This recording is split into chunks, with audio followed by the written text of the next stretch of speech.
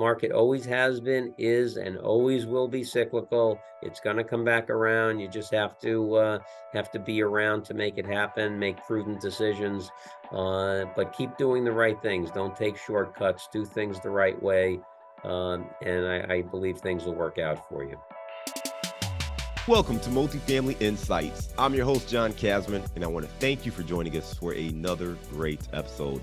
Listen, if you're enjoying this show, you know what we need you to do. Leave us that rating and review, okay? We want more people to find this show, to see what you love about the show, but also we want to get some honest feedback to help this show work harder for your investing goals. And if this is your first time doing so, make sure you hit that subscribe button so you don't miss an episode. We've got a great show today. We're going to be talking to Bob Knakal. They say you're the average of the 5 people you spend the most time with. So if you want to grow as a multifamily investor, you have to spend more time with other multifamily investors. And an easy way to do that is to join our apartment investing mastermind group today.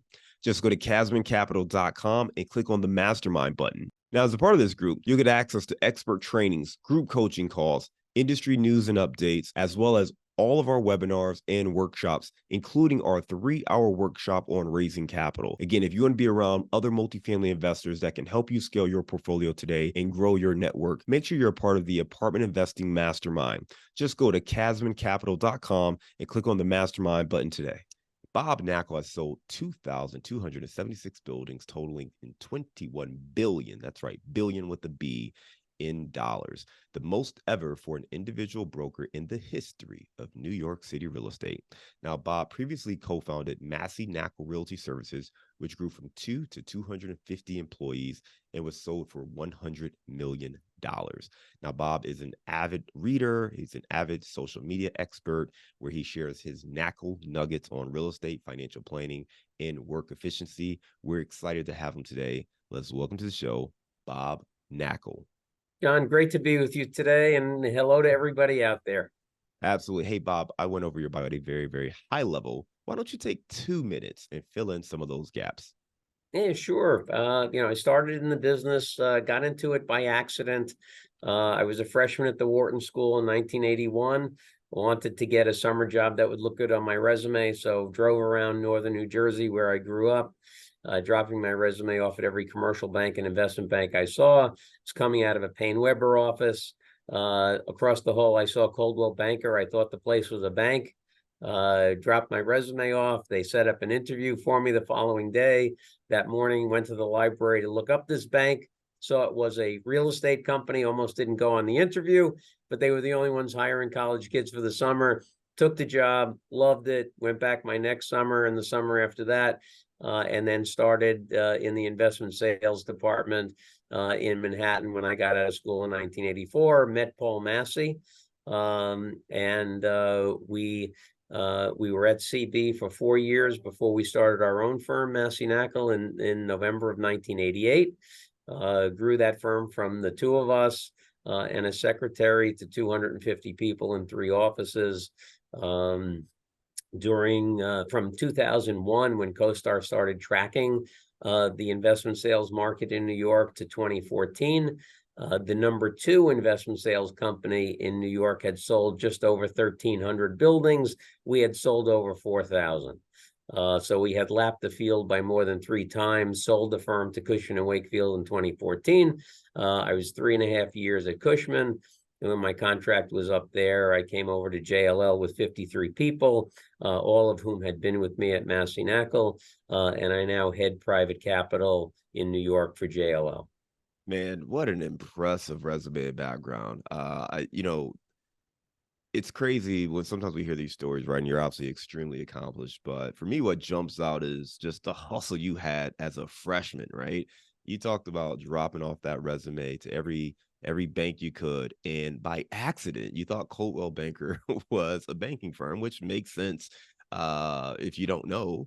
And they were the only ones that actually hired you, and that really sparked kind of your journey into real estate. Ultimately, being able to have a successful firm, selling it for $100 million, and now kind of making that transition over to JLL. Lots of insights, lots of places to go. I think one thing that jumps out to me is, you've got now around 40 years of experience in the industry. So you've seen the market shift and change and go up and go down and interest rates and all of that stuff. talk to me about how you look at market cycles and changes in the overall economic environment. Yeah, well, John, I think it's important to really know your market and study your market. For me, there's a very high correlation between real estate and baseball. I was a baseball player my whole life, played in college. From the time I was a little kid, I tracked my statistics. I collected baseball cards and spent more time looking at the back of the cards than the front of the cards.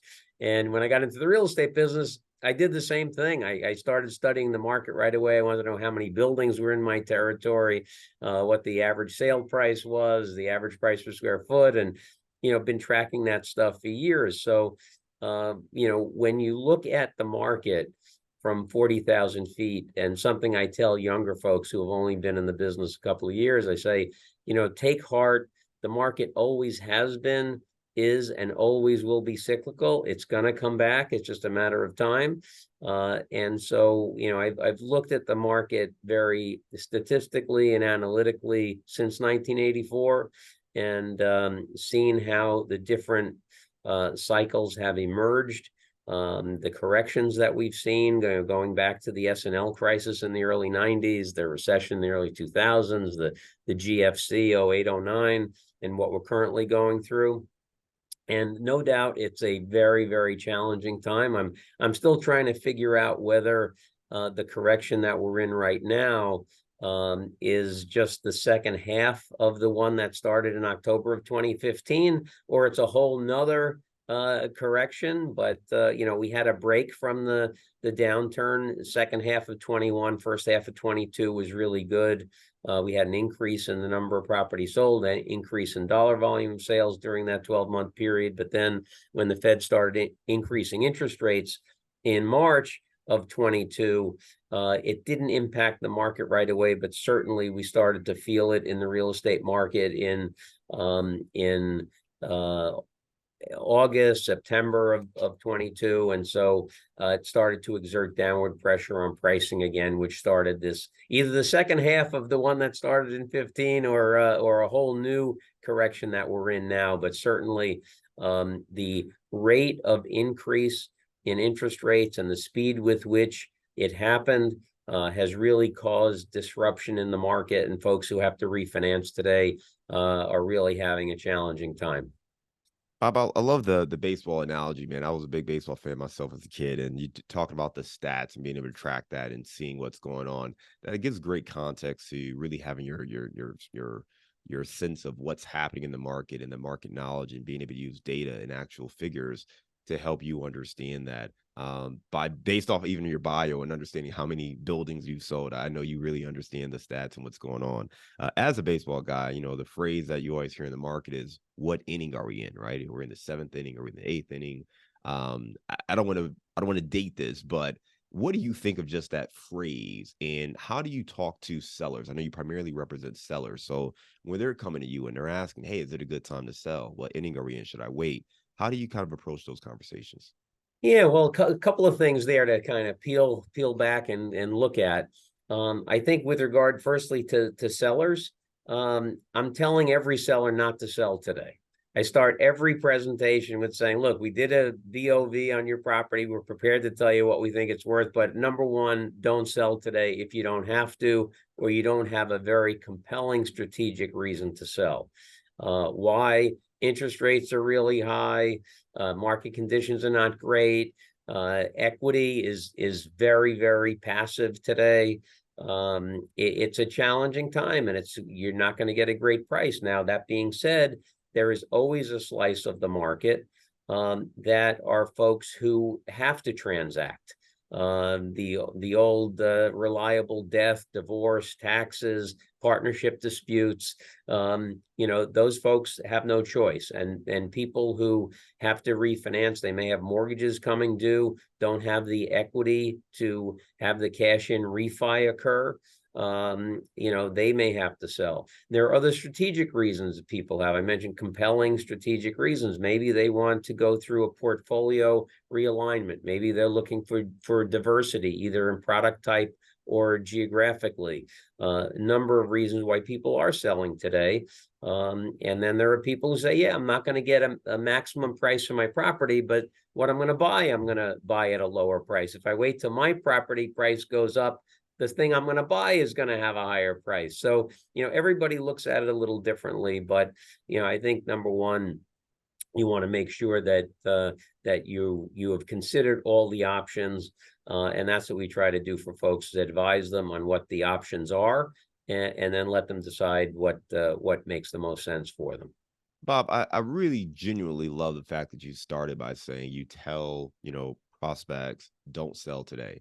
As a broker who, we talk about the numbers, but like only 2 of your properties that you've sold, did you represent the buyer? Everything else, the 2,000, you know the number better than me, 2,000 plus properties, you represent the sellers. And you're saying you're starting those conversations by telling these sellers not to sell in today's market.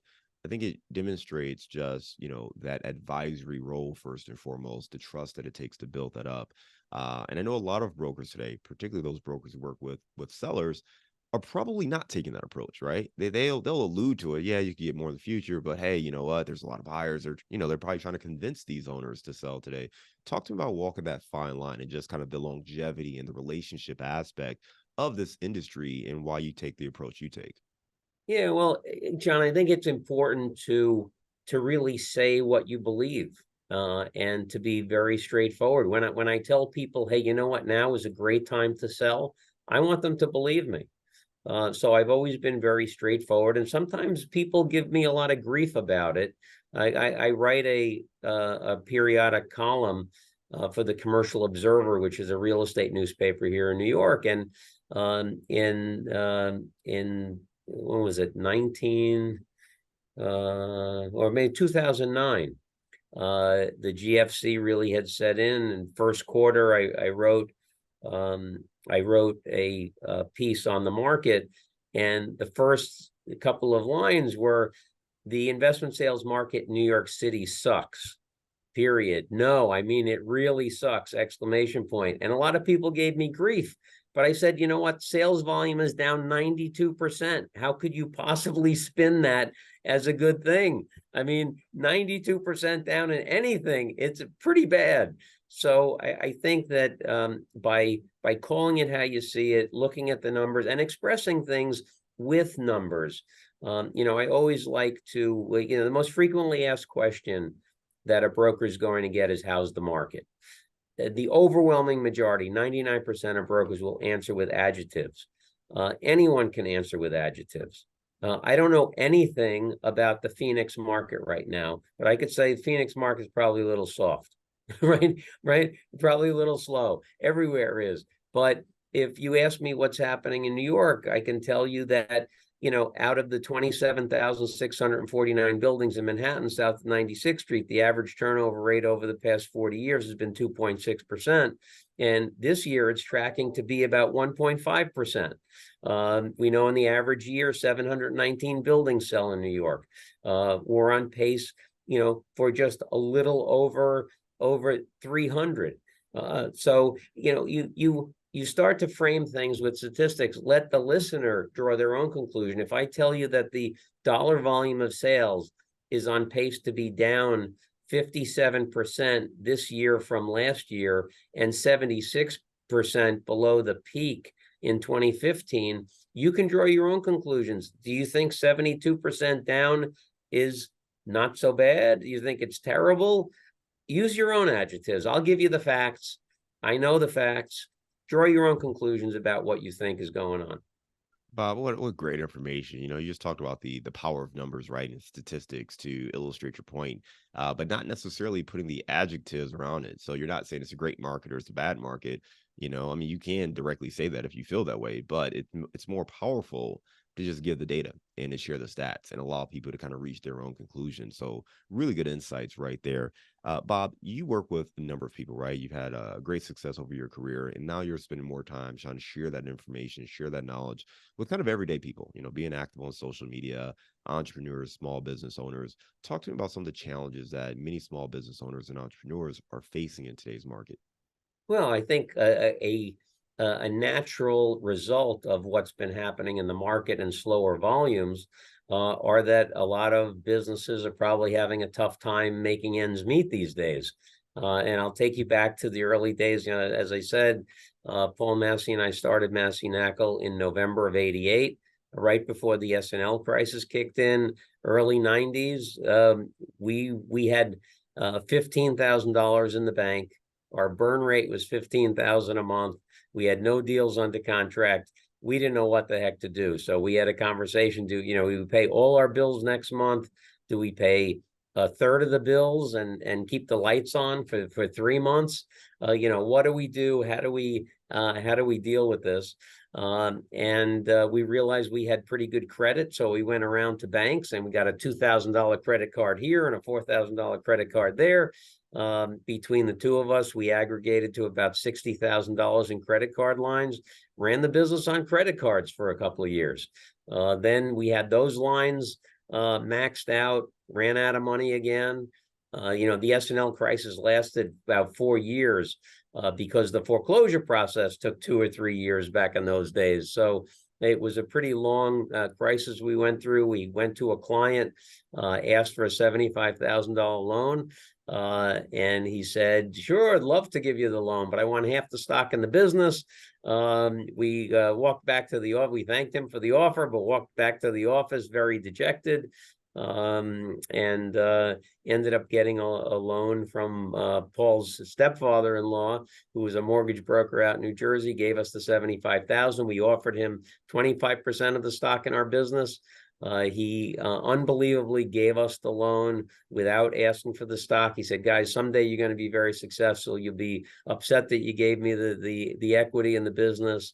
Fortunately, we were able to pay him back, and we named our salesperson of the year award after Jack Holler, who was the guy that gave us that loan. We were very lucky, but it was tough times, and I'm sure that a lot of small businesses are going through things like that today. But if you keep the faith, believe in yourself, continue to do the right things, things will work out. As I said, the market always has been, is, and always will be cyclical. It's going to come back around. You just have to be around to make it happen, make prudent decisions, but keep doing the right things. Don't take shortcuts. Do things the right way, and I believe things will work out for you. To be clear, Bob, you are advising people to just get a bunch of credit card debt. I'm kidding. No, look, but to your whatever point, you you have are to talking do, about that's yes. worked for us. I think we had no choice. We had nowhere to go, nowhere to turn. Believed in what we were doing, and fortunately, we were able to come out of it. But if you have that faith, have the commitment, have the courage, you have to use the Stockdale principle. And look at brutal facts honestly and understand what your circumstances are. But you have to have faith and you have to believe in yourself and keep going. So all the Dave Ramsey enthusiasts are like losing it right now. But I think to your point, there's a lot of information that we've got to understand about yourself, your confidence, your belief, your conviction, but also being honest. And I think so many people, they struggle because they may believe in themselves, but maybe they're not truly being honest and taking inventory of what the issues are and being able to address those issues. So for someone who's in that situation where maybe the business is not performing as well as they would like, they want to grow it, they need to make some decisions.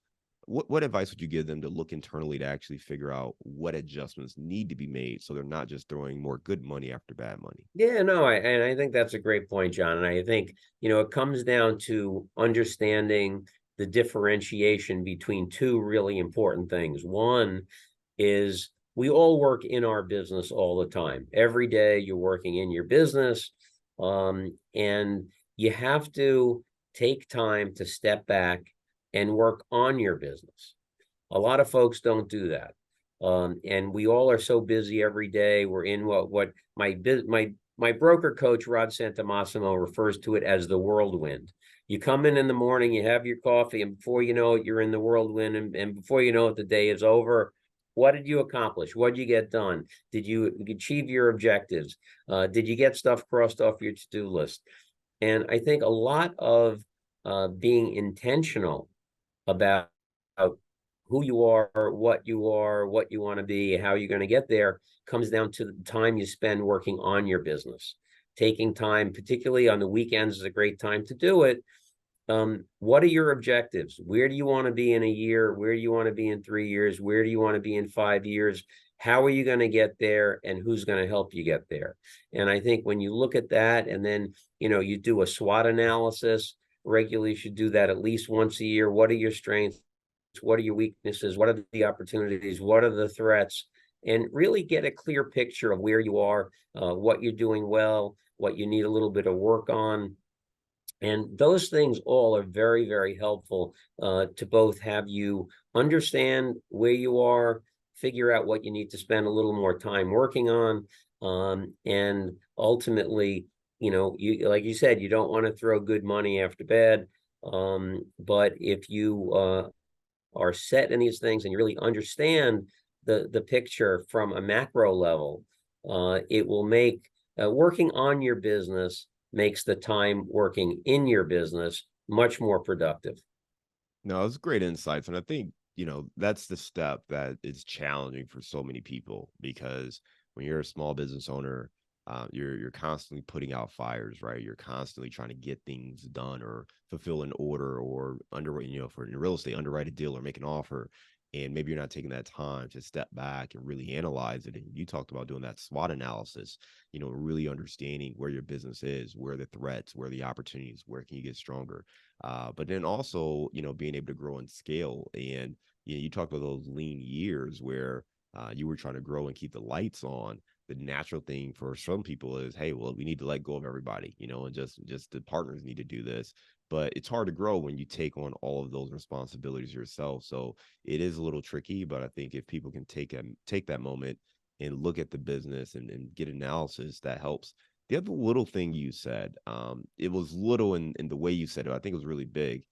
You're a hugely successful broker, right? You've talked about having your own investment firm, sold for $100 million, yet you still have a coach. Can you talk to me about that? Like, how do you've been in this for 40 years. I think some people will look at it and say, well, what is someone going to teach you at this point, right? Talk to me about, that logic. All right. Well, I'll tell you how it all started, because it's a great story. I get a call from this guy, Rod Santamassimo, back, it was about 12 years ago now. And he said, Bob, I'm writing this book called Brokers Who Dominate. And everybody tells me I got to talk to you. So I go through a series. I'm writing this book. I'd like you to be in the book. So we have a series of interviews on the phone, and I get around to asking him, so, do you write just about real estate? Do you write other books? What do you do? And he says, no, I'm a broker coach. I said, you're a broker coach? What's that? I didn't even know what that was. And he says, I help brokers. I help brokers be more productive, and, best practices and things like that. And I'm like, wow, that's kind of interesting. And I said, well, gee, come to think of it, Tiger Woods has a coach. Michael Jordan has a coach. Olympic athletes have coaches. Let's give it a try. And I originally went to Rod and I said, look, I'm happy with the money I'm making. I just want to work more productively so I can spend more time with my family. And what happened was that working with him actually rekindled my passion for the business, and gave me another level of discipline. I think one of the characteristics we see in people in real estate that will lead to the probability of a higher success rate is being very disciplined. I think I'm a very disciplined person, but I was even more disciplined working with him.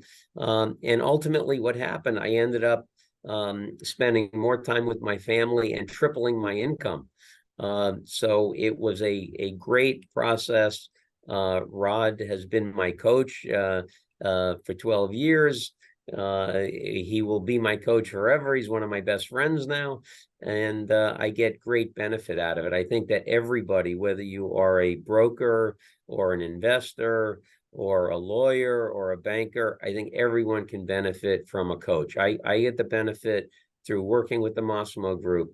I get the benefit of hearing what best practices are across North America.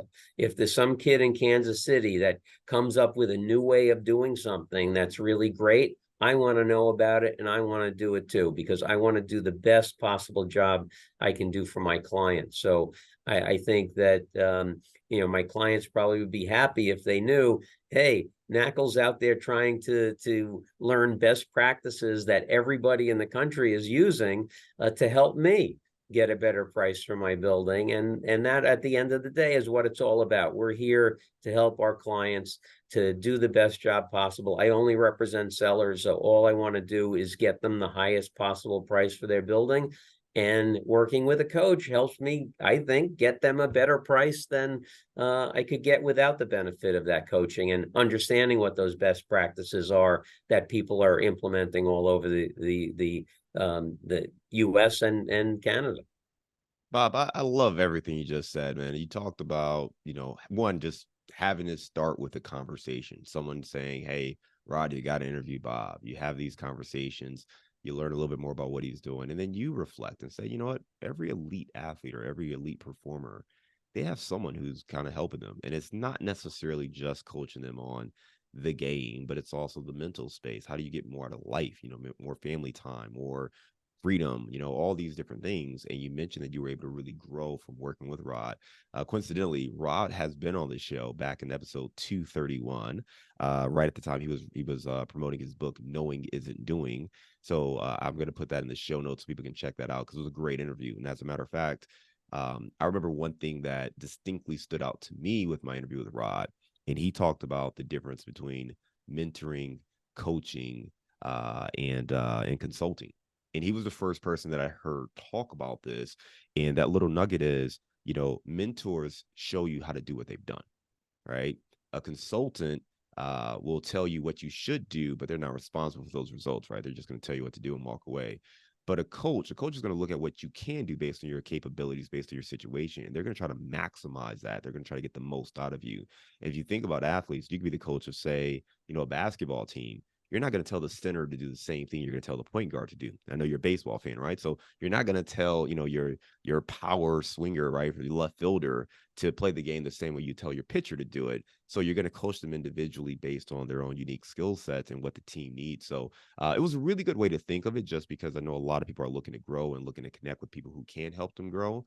And I think one little advice is to figure out, do you want a mentor, someone who has a playbook and just will tell you, here's what I did, do what I've done? Or do you want a coach, someone who could look at you, your skill set, your abilities, and help you maximize what you already bring to the table? So really great insight. Really enjoyed that conversation with Rod. So I've got to make sure we drop that into the show notes. I'm glad you brought that up, Bob. Bob, just one other point I want to get to, man. You've seen a lot in your experience, and I love your focus. You talked about representing sellers in New York City specifically. Those are typically going to be, higher transactions, larger commercial deals. Is there any tip or insight for someone looking to scale or work in kind of that space? Maybe we've got some brokers who are in the associate or kind of that entry level now, but they may aspire to be where you're at, down the road. What kind of tips or advice would you give them to kind of build a successful career in the brokerage space? Yeah, John, I think that, and I've seen hundreds, if not thousands, of brokers come and go. And I think there are three main characteristics that differentiate the absolute top performers from the rest of the field. And number one, specialization. You have to be a market expert. There are thousands of people trying to do what we do. And yeah, working hard is great, but you have to have a real value that you deliver to the client. The best way to differentiate yourself and create that real value is through specialization. Become a market expert. I tell people, if you are out playing basketball today and you rip your meniscus in your knee, and you go to doctor number one, and that doctor says, yeah, well, I've done a ton of knee meniscus surgeries. I do ankles, I do elbows, I do shoulders. I can do it all. And then you go to the next guy, and doctor number two says, yeah, I've done 7,257 knee meniscuses. It's all I do. Which one are you going to go to? Right. And I know it's a lot easier to be a very focused, expert in a larger market. In tertiary markets, particularly, there may not be enough of a certain type of transaction to focus on just one thing, but the more you can specialize, the better. So I always tell people, specialize, have your sphere of influence or what you're focused on be small enough so you can really be a true expert, know everything about it, but large enough that you can make a great living doing it.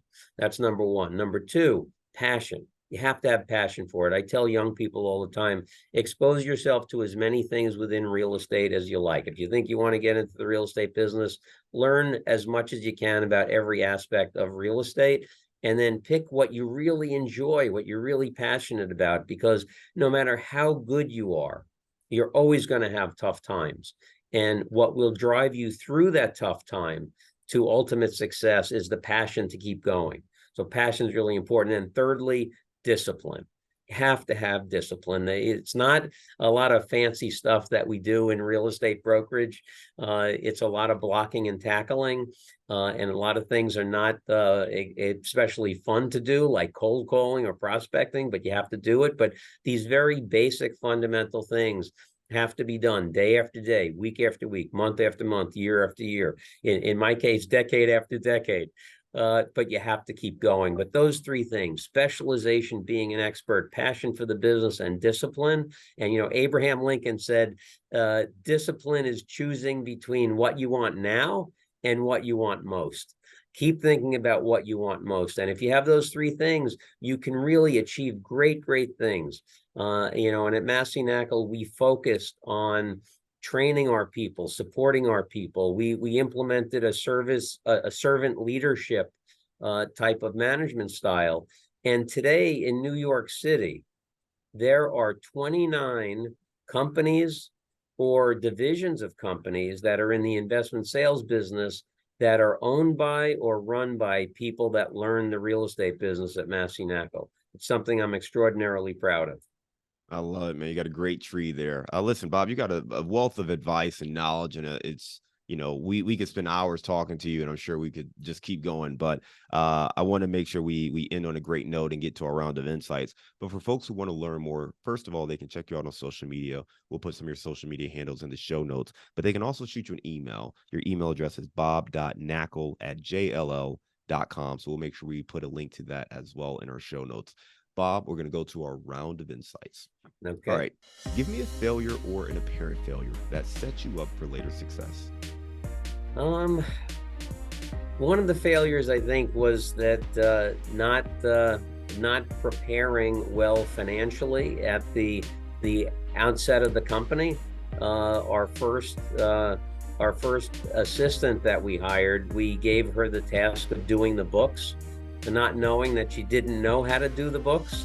And so we ended up with 1 month having $60,000 of bills that we weren't anticipating when our burn rate was supposed to be $15,000 a month. So I think that was something that was a big mistake at the beginning.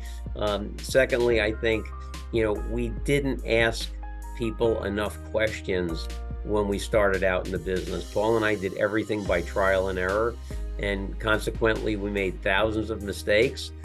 Fortunately, we didn't make a lot of those mistakes twice, but in later years we formed an advisory board, had senior people from within the industry on that advisory board. They gave us great information, great advice, helped us tremendously. So I think thinking we could do it all on our own at the beginning was a huge mistake. Also slowed us down quite a bit, and I wish we had been seeking out the advice from people who had been there and done that much sooner in our careers.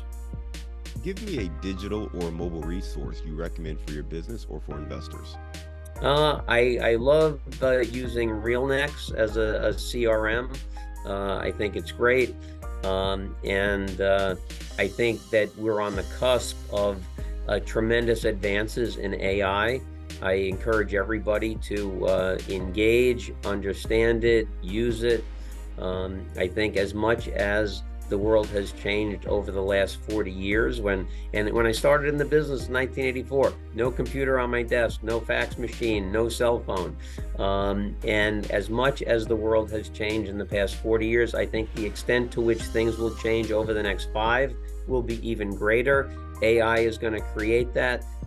You will not lose your job to AI, but you'll lose your job to someone who's using AI. So I think early adopters will be the winners. Those that don't adopt it will have a tough time. But I think you have to get out there and understand AI. Rod actually is probably the leading authority on real estate AI in the country, and I urge people to talk to him about it. Give me the book you've recommended or gifted the most in the last year.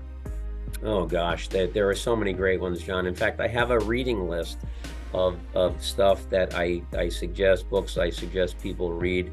I'll highlight some of them. And I do have, if anybody wants my reading list, please email me. I'm happy to share it with you.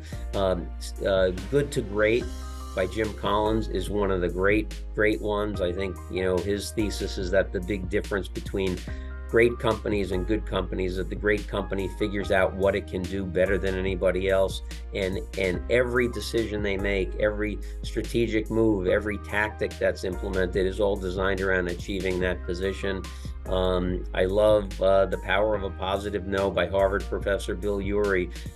Bob Cialdini, probably the leading authority on persuasion in the country, has written some great books on persuasion. I'm really into recently the books by Dr. Benjamin Hardy and Dan Sullivan. 10X is easier than 2X, The Gap and the Gain, and Who Not How. These are all great books that if you read them in any aspect of life or business, it's going to help you. I think, one of the things I think that a lot of what is learned in college is really not applicable to life. I think there should be a whole curriculum on salesmanship, human behavior, psychology, persuasion, why people do what they do, likability, relationship building. Those are the things that are going to get people further ahead in life than understanding whether prepaid rent is on a debit or a credit on the balance sheet. If you're an accountant, you need to know that. But if you're not an accountant, you don't need to know that. So I think there are all these other things that really could help people achieve more in life. It should be part of a college curriculum. Give me a daily habit that helps you stay focused on your goals. Getting to sleep early. Number one thing. For years, I tracked so many metrics with Rod, and one of my goals originally was to get up early so that I get a good start on the day, get to the gym, get my workout in, then start the day and get a lot of stuff done before other people get going. But I found the hardest thing about waking up early was waking up early, and in order to make it easier, you had to get to sleep earlier, which is much easier to control. So getting to sleep early is a big goal of mine. Love it, man. All right, give me your number one insight for succeeding in commercial real estate. Belief in yourself, and those 3 things I suggested before. And I think it's specialization, expertise, discipline, and passion. Those are the things that really help. I think the discipline really comes down to it, and understanding you have to work on your business as well as in your business. And I think that applies to anybody, whether you're an investor, a broker, a lawyer, a banker, an architect. You have to work on your business if you want to achieve the objectives that you have for yourself.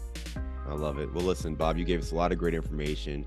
Let's lighten the mood a little bit. You are in New York City. Give me your favorite place to grab a bite to eat.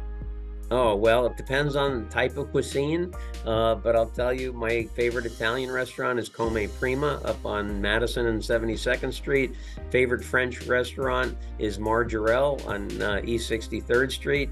If you're in New York, you go to either of those places, you can't go wrong. I love it. I love it. Bob, great information you gave us, talking about your background, coming from your, basically internship as a freshman, getting into a Coldwell Banker, transitioning that into a career in commercial real estate, representing sellers in over 2,000 building transactions, focusing on New York City buildings and commercial real estate, and also giving us a lot of great insights on market cycles, dynamics, why understanding the stats are so important, and being able to quantify the dynamics of the market. That's going to give you a bit of an edge as opposed to just saying the market is good or using adjectives. But then also becoming a specialist, like you said, really focusing on your market, being a specialist, having deep passion for it, but also being very disciplined in your approach. Again, if folks want to learn more, they can shoot you an email at bob.knakal, that's Knakal, @jll.com. Bob, thanks again for being a great guest and coming on Multifamily Insights. We look forward to staying in touch with you, and I hope you have a great day. John, it was great being with you today. I hope everybody got a little something out of this, and I look forward to keeping in touch with you as well.